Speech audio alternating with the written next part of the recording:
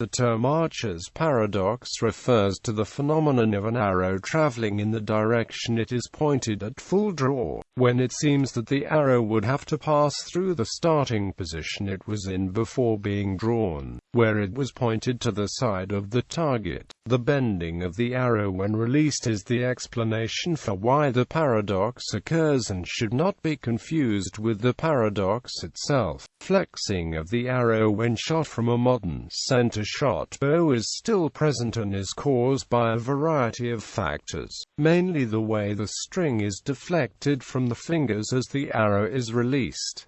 The term was first used by E. J. Rentroff in 1913, and as understanding was gained about the arrow flexing out of the way of the bow as it is shot and then experiencing oscillating back and forth, bending as it travels toward the target. This dynamic flexing has incorrectly become a common usage of the term, causing misunderstanding by those only familiar with modern target bows, which being center shot do not actually show any paradoxical behavior as the arrow is always pointing visually along its line of flight. Details. In order to be accurate, an arrow must have the correct stiffness, or dynamic spine, to flex out of the way of the bow and return to the correct path as it leaves the bow. Incorrect dynamic spine results in unpredictable contact between the arrow and the bow, therefore unpredictable forces on the arrow as it leaves the bow, and therefore reduced accuracy. Additionally, if an archer shoots several arrows with different dynamic spines, as they clear the bow they will be deflected on launch by different amounts and so will strike in different places. Competition archers therefore strive not only for arrows that have a spine within a suitable range for the bow, but also for highly consistent spine within sets of arrows.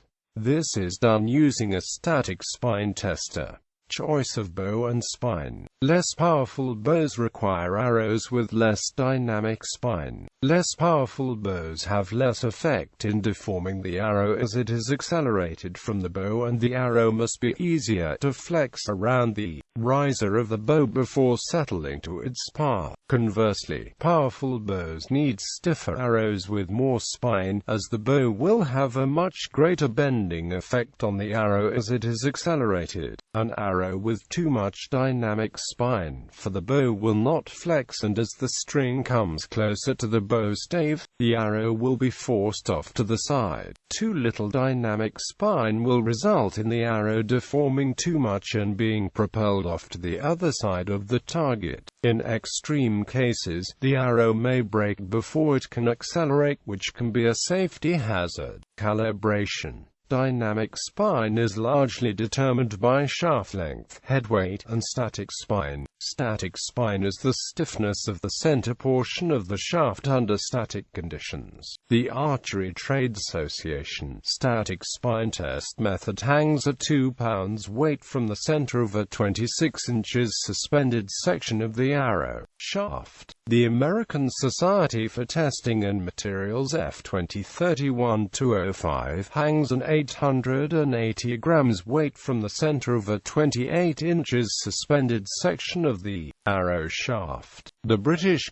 National Archery Society system used a 1.5 pounds weight on a variable length with the arrow supported just behind the head, and just in front of the nock.